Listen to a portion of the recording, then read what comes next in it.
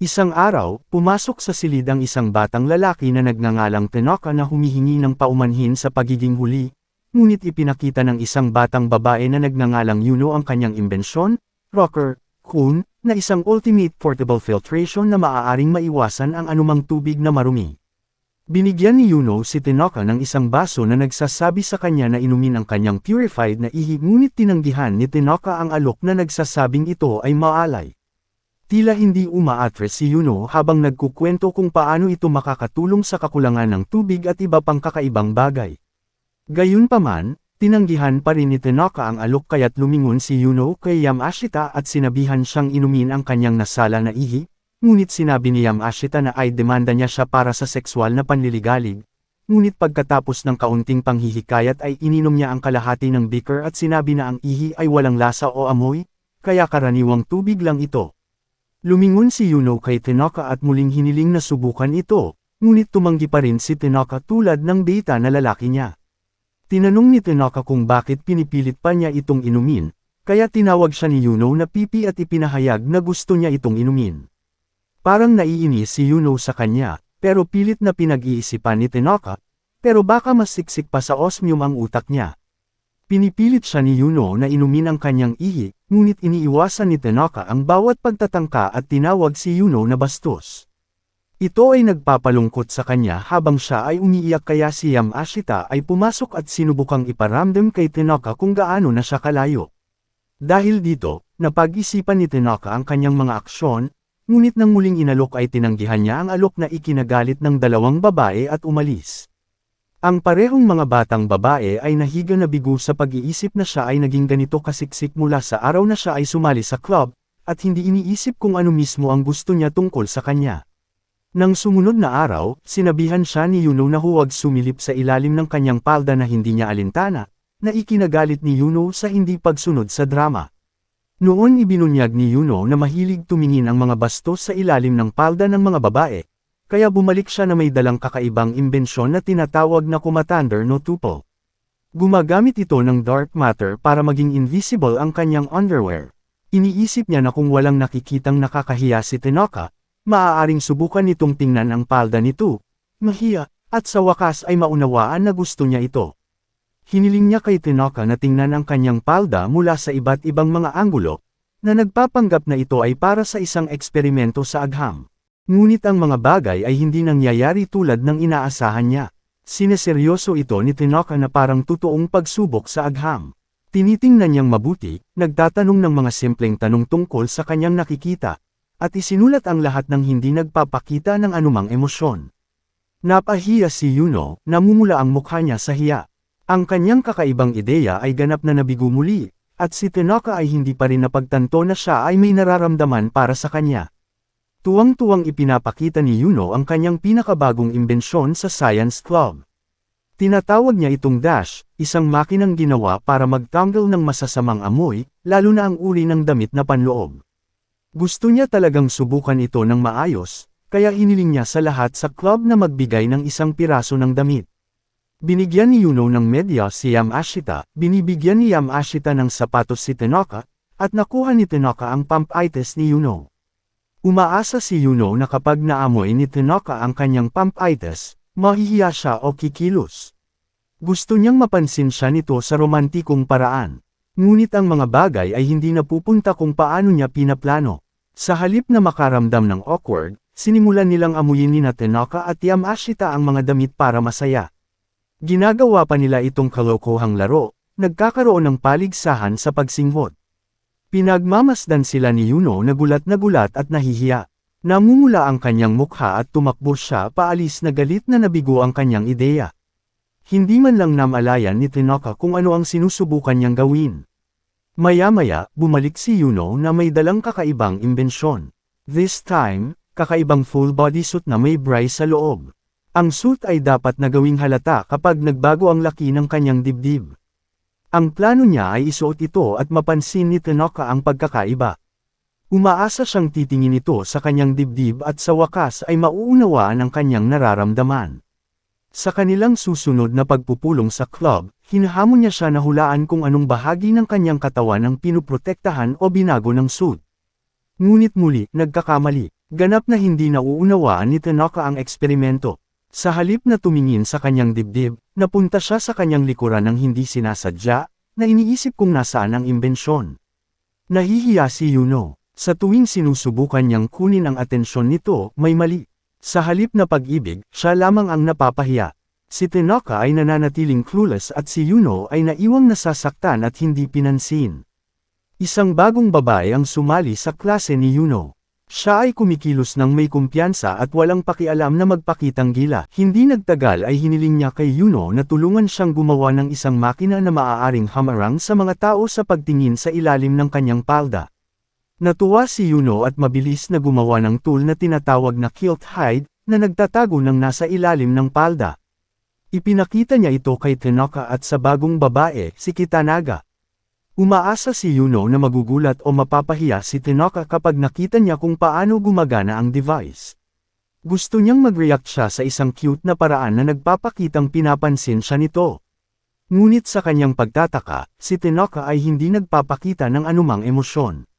Siya ay nananatiling kalmado at hindi tumutugon sa paraang inaasahan niya. Sa kabilang banda, gustong-gusto ni Kitanaga ang atensyon at tila masaya na pinagtitinginan siya ng mga tao, kahit na itinatago ng device ang lahat. Dahil dito ay naiinis at naiinggit si Yuno. Kahit na gumagana ang kanyang imbensyon, hindi nito nakukuha ang emosyonal na reaksyon na inaasahan niya, lalo na mula kay Tanaka. Nang maglaon, ipinakilala ni Yuno ang isa pang bagong imbensyon na tinatawag na Garakuten. Sinabi niya na ginagawa nitong sobrang sariwang tubig ang regular na tubig mula sa kalawakan. Palihim, gusto lang niyang makisalo ng inumin kay Tanaka para parang indirect kiss. Noong una, ayaw uminom ni Tanaka dahil naalala niya noong minsang gumawa ng tubig si Yuno mula sa isang maruming bagay. Ngunit pagkatapos ng ilang oras, pumayag siya at ininom ito. Natutuwa si Yuno, iniisip na ito ay isang espesyal na sandali.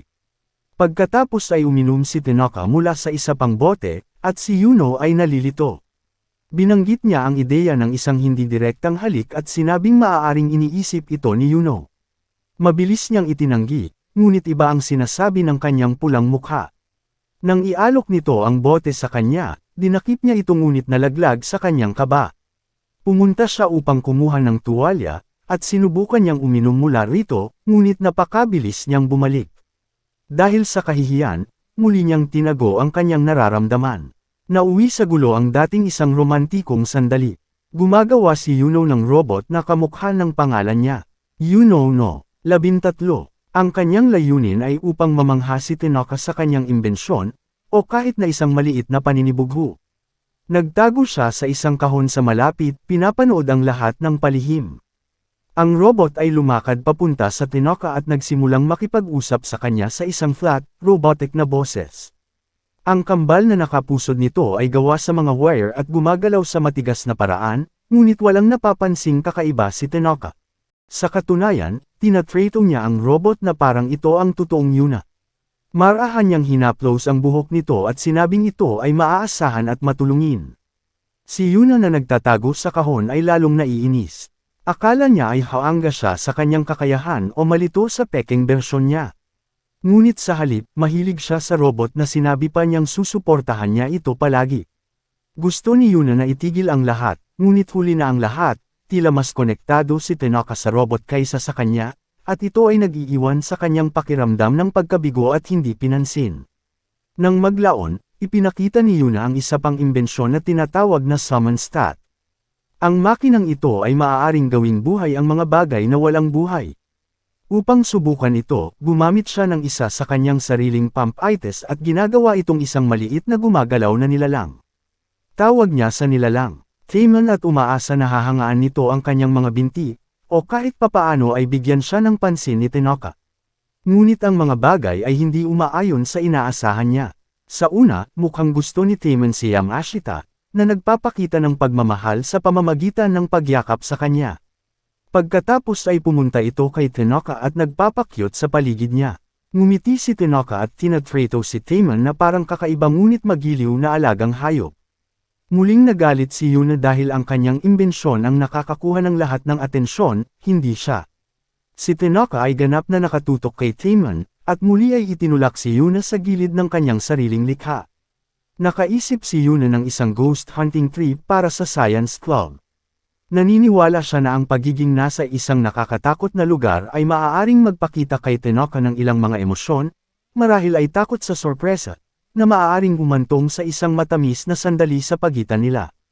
Bumuo siya ng isang espesyal na multo, detecting machine at nagbibigay ng isa sa lahat. Ang kanyang tunay na layunin ay gamitin ang nakakatakot na setting bilang isang paraan upang mapalapit sa Tenoka. Ngunit ang mga bagay ay hindi umaayon sa inaakala niya. Natakot kaagad si Yamashita, sumisigaw kahit walang seryosong nangyayari. Samantala, si Tenoka ay nananatiling kalmado sa buong oras, hindi nagpapakita ng anumang reaksyon. Nagmamasid si Yuna sa pagkabigo habang ang kanyang malaking plano ay nagiging isang hanggal na pakikipagsapalaran sa paaralan. Sa halip na takot o pag-iibigan, ang buong biyahe ay puno ng mga magaan na biro at nakakatawang takot. Walang nakakaalam kung ano ang inaasahan ni Yuna, at sa huli ay naramdaman niyang hindi pinansin muli. Nang maglaon, nag-alok si Yuno ng tulong kay Nishihara, ang kapitan ng track and field club. May problema si Nishihara, pinagpapawisan siya ng sobra at nahihiya siya dito. Gumagawa si Yuno ng bagong damit na bumabad sa lahat ng pawis sa kanyang katawan. Sinabi niya sa lahat na ang tubig ng pawis ay maaaring magamit muli ng ligtas. Palihim, plano ni Yuno na ipainom ang matamis na tubig na iyon kay Tenoka. Umaasang mas mapapalapit ito sa kanya o maipakita nito na nagmamalasakit siya. Nang ibigay ni Yuno ang inumin kay Tenoka, nag-alinlangan siya, naaalala ang mga nakaraang kakaibang karanasan sa kanyang mga imbensyon. Ngunit sa huli, iniinom niya ito. Natarante si Yuno, namumula ang mukha, iniisip na baka espesyal ang ibig sabihin ng sandaling ito. Gayunpaman, si Tenoka ay kumikilos ng normal at nag-iisip pa nga kung dapat ba siyang uminom ng higit pa. Nagulat ito kay Yuno at muling sinisira ang mood. Imbes na iparamdam ni Tenoka na mas malapit sa kanya, si Yuno ay napahiya lang. Nabigo na naman ang plano niyang lumikha ng isang romantikong sandali. Isang araw, nakita ni Yuno na si Tenoka ay naipit sa ulan na walang payong, gustong tumulong at baka mapalapit sa kanya. Inaalok niya sa kanya ang kanyang pinakabagong imbensyon na tinatawag na Hi-umbrella. Hindi ito isang normal na payong. Sa halip na gumamit ng tela, lumilikha ito ng isang light gravity field sa paligid ng tao na nagtutulak sa ulan upang ipakita kung paano ito gumagana. Si Yuno ay nagbuhos ng tubig mula sa isang lata habang naglalakad sa isang mesa, at hindi siya tinatablan ng tubig. Pinagmamasdan siyang mabuti ni Tenoka at pinupuri pa siya sa kanyang pag-iisip ng isang bagay na napakatalino. Nagmamalaki si Yuno at nagsimulang mangarap tungkol sa pagbabahagi ng payong kay Tenoka. Sa kanyang isip, nakikita niya silang naglalakad na magkatabi, magkadikit ang kanilang mga balikat sa isang matinding romantikong sandali. Ngunit ang katotohanan ay tumama sa kanya ng husto, literal. Habang siya ay lumiliko upang mag-alok ng payong, nadulas siya sa isang puddle at dumapo sa mismong device, na hindi sinasadyang nag-activate. Diniinan nito ang kanyang underwear bago bumukas, na lumilikha ng bula ng grabidad na nagpapabagsak sa kanyang paligid ngunit hindi sa kanya.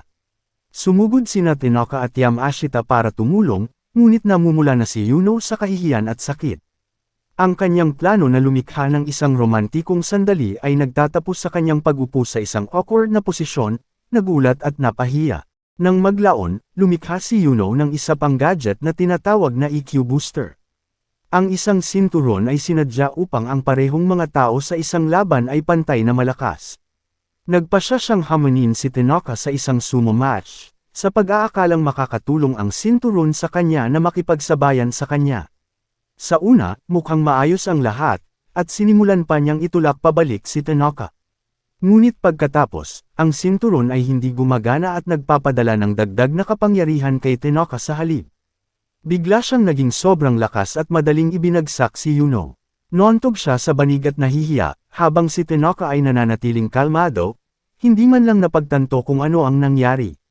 Nakabuo si Yuno ng isang ligaw at nakakahiyang plano na pinangalanan niyang TPT, na nangangahulugang Tenoka Panties Tabe Saso. Ang kakaiba niyang layunin ay kahit papaano ay pakainin si Tenoka ng pandi ng hindi namamalayan. Para magawa ito, nakikipagtulungan siya kay Yamashita. Palihim nilang pinaliit ang mga bahagi ng tanghalian ni Tenoka upang matiyak na mananatili itong gutom. Hindi pa lubusang nakasakay si Yamashita at may pagdududa na gutom lang ang makakain ng sinumang damit na panloob. Pero naisip na ni Yuno yon. Inihayag niya ang kanyang pinakabagong paglikha, isang merienda na tinatawag na panty roti. Ito ay gawa sa rice floral fiber na hugis at pinakuluang para magmukhang maliit at malambot na cookie. Ang nakakagulat ay ginawa ito gamit ang parehong uri ng material tulad ng panty. Sa Science Club, inilalagay ni Yuno ang merienda sa harap ni Tanaka. Si Yamashita ay nanunood ng kinakabahan, hindi naniniwalang gagana ito. Sa kanyang pagtataka, kinuha ito ni Tanaka at kinain ng hindi nagdadalawang isip. Gusto pa nga niya ang lasa at nagtatanong kung meron pa. Si Yuno ay nagsimulang mamula ng husto, nabigla sa kung gaano kalayo ang kanyang plano. Naisipan niyang haburin ang sarili niyang panty para ipakita sa kanya ang kinain nito, ngunit hindi niya magawa. Napahiya at nagpapanik sa loob, sinabi na lang niya sa kanya na wala ng merienda. Medyo dismayado ang itsura ni Tanaka, habang si Yuno naman ay parang nawalan ng lakas ng loob sa huling segundo. Susunod, si Yuno ay nag-set up ng isang bagong imbensyon na tinatawag na Gacha Porter, na parang isang wish machine. Sinabi niya kay Tanaka na maaari niyang hilingin ang anumang bagay, ngunit lihim itong hinanda upang ang kanyang panty ay dapat gamitin bilang bayad. Umaasa siyang lilikha ito ng kakaibang romantikong sandali. Gayunpaman, kapag ginamit ni Tanaka ang makina, ito ay nagbibigay sa kanya ng ganap na kakaiba. Nabigo na naman ang plano niya. Si Tanaka ay nananatiling kalmado at hindi napapansin ang anumang kakaiba, habang si Yuno ay nakaramdam na naman ng hindi pinansin. Nakaisip si Yuno ng isang bagong imbensyon na tinatawag na Quitsonate Luna D, na isang espesyal na tableta na nilalayong hayaan ang isang tao na matulog ng malalim ngunit manatiling kalahating gising. Ang plano niya ay ibigay ito kay Tanaka sa Science Club para maging relaxed ito para sagutin ang mga personal na tanong nito, lalo na ang tungkol sa nararamdaman niya para sa kanya. Umaasa siya na sa inaantok na kalagayang ito, sa wakas ay masasabi niya ang isang bagay na matapat at makabuluhan. Pagkatapos bigyan siya ng tableta, sabik na naghihintay si Yuno na sabihin niya ang kanyang puso. Ngunit ang mga bagay ay hindi umaayon sa gusto niya. Kahit halatang inaantok na si Tanaka ay wala siyang sinasabing importante. Medyo inaantok lang siya pero hindi nagbibigay ng emosyonal na sagot. Nadismaya si Yuno dahil nabigo na naman ang kanyang plano na ay lapit siya sa kanya. Sa halip na marinig ang totoong nararamdaman niya, naiiwan siyang hindi nasisiyahan at inis. Nang maglaon, ang mga nakababatang kambal na kapatid ni Tanaka, sina Mizuna at Yamogi, ay nagpakita ng walang babala na hinahanap ang kanilang kapatid. Nagulat si Yuno dahil hindi niya alam na may mga kapatid si Tanaka. Sa kagustuhang mapabilib sila at maaaring kumonekta kay Tanaka sa pamamagitan ng kanyang pamilya, binibigyan niya sila ng ilan sa kanyang espesyal na candy na ginawa niya para sa mga eksperimento. Umaasa siyang magpapasaya sa kanila ang candy at magpapakakol sa harap ni Tanaka. Ngunit mabilis na nagsimulang magtalo ang magkapatid sa isa't isa tungkol sa mga lasa ng candy. Masyado silang nahuli sa kanilang laban kaya tuluyan na nilang binaliwala si Yuno at ang mga pagsisikap nito. Samantala, si Tanaka ay tila walang napapansing kakaiba at nananatiling kalmado gaya ng dati. Nakaramdam na naman ng invisible si Yuno, kahit na ang nakababatang kapatid na babae ni Tanaka ay ninakaw ang atensyon na inaasahan niyang makuha. Sa huli, ang kanyang pagtatangka na mapansin ay nabigo muli, na nag-iiwan sa kanyang pakiramdam na naiwan at natalo. Si Yuno ay nag-imbento ng isang espesyal na pares ng pump-itis na maaaring makakuryente kapag nagkadikit ang kanyang mga hita. Ang power ay sapat na malakas upang i-charge ang isang telepono. Ang kanyang ideya ay gamitin ni Tanaka ang imbensyon na ito upang kailanganin niya ang tulong nito at mapalapit sa kanya. Umaasa siyang haantong ito sa isang uri ng romantikong sandali. Sa club ng agham, hiniling ni Tanaka na i-charge ang kanyang telepono at sinabihan siya ni Yuno na kuskusin ang kanyang pump-itis upang makagawa ng kuryente. Eksaktong ginawa niya iyon ng mahinahon at buong focus sa pag-charge ng kanyang telepono. Si Yuno naman ay pilit na hindi magpapanik. Nakaramdam siya ng kaba at hiya nang hawakan ni Tanaka ang kanyang mga binti nang hindi namamalayan kung gaano ito kalapit. Ngunit si Tanaka ay nananatiling seryoso at tinatrato ito bilang isang normal na eksperimento. Hindi niya akalain na may nangyayaring romantic. Nabigo ang plano ni Yuno na lumikha ng isang emosyonal o malandi na sandali, at naiwan siyang nakaramdam ng awkward. Sa isa pang eksena, ipinakita ni Yuno ang isang bagong imbensyon, isang high-tech na swimsuit na gumagamit ng quantum waves upang hayaang lumutang sa hangin ng taong may suot nito. Ito ay sinadya upang maging cool at kamanghamanghang, ngunit ang mga bagay ay nagkakamali. Habang sinusubok niya ito, biglang pumasok si Mizuna sa silid at binuksan ang pinto. Isang lagaslas ng hangin ang nagtulak kay Yuno palabas ng silid. Lumilipad siya sa ere hanggang sa mahuli siya ni Tanaka sa tamang oras. Ngunit ang paraan ng paghawak niya sa kanya ay iniiwan siyang nakaunat sa isang nakakahiyang posisyon. Nakita ni Mizuna ang awkward na eksena, nataranta, at mabilis na isinara ang pinto. Si Yuno ay nananatiling nakasuspine sa mga bisig ni Tanaka, ganap na napahiya. Muli, tila walang napapansing kakaiba o romantiko si Tanaka, at naiwan si Yuno na parehong napahiya at hindi pinansin. Nakaisip si Yuno ng kakaibang imbensyon na tinatawag na Conshikan. Isa itong device na ginawa para mahuli ang mga taong kumikilos ng hindi naaangkop sa mga masikip na tren. Palihim, gustong gamitin ni Yuno kay Tanaka. Ang plano niya ay kumbinsihin siya na magpanggap na medyo malapit siya sa kanya, umaasang tutunog ang makina. Iniisip niya na kung mag-beep ang device, baka mapahiya si Tanaka. At baka sa wakas ay magpapakita na rin ito ng emosyon. Pagkatapos ng kaunting pagtulak, pumayag si Tanaka na tumulong sa pagsusulit. Oo naman, nag-a-activate ang device. Pero imbes na makuha ang inaasam niyang reaksyon, si Yuno pa ang naguguluhan. Nawawala na siya ng kontrol sa sitwasyon. Sa halip na gawing parang kilabot ang Tanaka o lumikha ng isang romantikong spark, ang sandali ay nagiging kakaiba at hindi komportable. Walang sinuman sa kanila ang nakakaalam kung ano ang sasabihin, at ang hangin ay napuno ng katahimikan at tensyon. Hindi sila pinaglapit ng plano ni Yuno, mas lalo lang itong nagiging awkward. Nang maglaon, ipinakita ni Yuno kay Tanaka ang isa pang bagong tool na naimbento niya. Ito ay tinatawag na rap-arata, isang pares ng guwantes na maaaring magpakinis sa mga magaspang na lugar. Sinabi niya na ang mga ito ay para sa pangkalahatang paggamit, ngunit talagang ginagamit niya ang mga ito upang alisin ang buhok sa kanyang mga binti. Habang ipinapaliwanag ang mga guwantes, binanggit niya ang buhok sa binti, at mukhang nagulat si Tanaka. Umaarte siya na parang hindi niya alam ang mga babae ay may buhok sa paa. Natigilan si Yuno, nagulat sa pagiging clueless niya. Ang kanyang mukha ay namutla, at ang kanyang mga iniisip ay nataranta.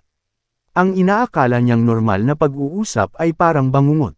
Dahil sa inosenteng reaksyon ni Tanaka, nakaramdam siya ng matinding kahihiyan, at muli, nauwi sa personal na sakuna ang plano niyang pahangin siya. Lumilikha si Yuno ng bagong imbensyon, mga bloomer, na maaaring lumutang sa hangin. Ang kanyang kakaibang layunin ay mahulog mula sa itaas at damapo sa mukha ni Tanaka, sa pag-aakalang ito ay sa wakas ay magre-react sa kanya sa ilang emosyonal o romantikong paraan. Sa Science Club, itinatakda niya ang eksena sa pamamagitan ng paglutang sa hangin sa itaas niya gamit ang kanyang laundry hanging machine. Naghihintay siya para sa perpektong sandali, pagkatapos ay hinahayaan ang sarili na mahulog. Ngunit sa bawat pagbagsak niya, mahinahong tumatabi si Tanaka nang hindi man lang napapansin ang ginagawa niya. Si Buno ay paulit-ulit na bumagsak sa sahig, na napapahiya sa bawat nabigong pagtatangka. Kahit ilang beses niyang subukan, hindi nagre-react si Tanaka sa gusto niya. Siya ay nananatiling kalmado, ganap na walang kamalayan sa kanyang tunay na intensyon, habang si Yuno ay naiwang tanga at bigo. Nang maglaon, ang presidente ng tennis club, si Min-amin, ay dumating kay Yuno na may problema. Naiinis siya sa ilang mga lalaki na sumusubok na sumilip sa ilalim ng kanyang palda habang siya ay naglalaro ng tennis. Nagpasya si Yuno na tumulong sa pamamagitan ng pag-imbento ng isang espesyal na palda na humahadlang sa sinuman na makakita sa ilalim, kahit saang anggulo. Proud sa kanyang trabaho, ipinakita ni Yuno ang palda sa harap ni Min-amin at Tanaka. Sa halip na ituon si Yuno o purihin ang kanyang pagkamalikhain, si Tanaka ay nagsimulang makipag-usap ng seryoso kay Min-amin tungkol sa sitwasyon. Mahinahon niyang ipinaliwanag kung bakit ganoon ang ginagawa ng ilang batang lalaki at ibinabahagi niya ang kanyang mga saloobin sa paggalang sa iba. Itinuring niya ang buong bagay bilang isang normal, maalalahanin na talakayan. Si Yuno ay nanunood mula sa gilid, umaasa sa isang uri ng espesyal na atensyon, ngunit muli, siya ay naiwan sa sandaling ito. Habang seryosong nag-uusap sina Tanaka at Min-amin, si Yuno ay nakatayo roon na parang hindi nakikita, ang kanyang planong mapabilib muli si Tanaka ay hindi napapansin. Ang unang imbensyon ni Yuno ay isang espesyal na damit na tinatawag na Gankyu suit, na maaaring gawing invisible ang taong may suot nito. Nilikha niya ito nang may isang layunin sa isip, ang umupo ng tahimik sa tabi ni Tanaka nang hindi niya alam at tingnan kung may ginagawa ba siya na nagpapakitang nagmamalasakit siya sa kanya. Habang nagtatago siya sa ilalim ng suit, dahan-daang lumalapit si Yuno sa kanya, nakakaramdam ng kaba sa buong oras. Umaasa siya na ang pagiging malapit sa kanya nang hindi nakikita ay makakatulong sa kanya na malaman ang kanyang tunay na nararamdaman. Sa susunod na eksena pagkatapos, biglang lumingon si Tanaka at parang may napansin siyang gumagalaw sa tabi niya. Ito ay isang maliit na sandali, ngunit para kay Yuno, ito ay nararamdaman na mahalaga. Kahit na hindi alam ni Tanaka na siya iyon, nakaramdam si Yuno ng kahihiyan at kaunting saya. Siguro, baka lang, hindi siya clueless gaya ng nakikita niya. Nang maglaon, gumawa si Yuno ng isa pang imbensyon na tinatawag na ballet tan. Isa itong mannequin na ginawa para magmukhang isang matikas na ballet dancer. Idinisenyo niya ito upang gumalaw ng maganda at maingat na pinaplano ang sayaw nito. Umaasang mapapahanga si Tanaka sa hitsura nito. Iniisip pa niya na baka magselos ito ng kaunti, ngunit nang pumasok si Tanaka at makita ang mannequin na sumasayaw, hindi siya nagre-react sa inaakala niya. Sa halip na mamangha o maghinala, mahinahon niyang tinanong ang dummy kung okay lang, sa pag-aakalang ito ay totoong tao. Hindi makapaniwalang nakatingin si Yuno. Ang kanyang plano ay ganap na nabigo. Hindi man lang siya pinapansin ni Tanaka. At ngayon ay mabait siyang nakikipag-usap sa isang peking ballerina. Nahihiya si Yuno pagkatapos ng lahat ng pagsisikap na ginawa niya. Gayunpaman, kahit na ang mga bagay ay hindi napunta sa kanya, mayroong isang bagay na matamis sa kung gaano siya nagsisikap. Ipinapakita nito kung gaano niya kagustang mapansin, kahit hindi pa nakikita ni Tanaka.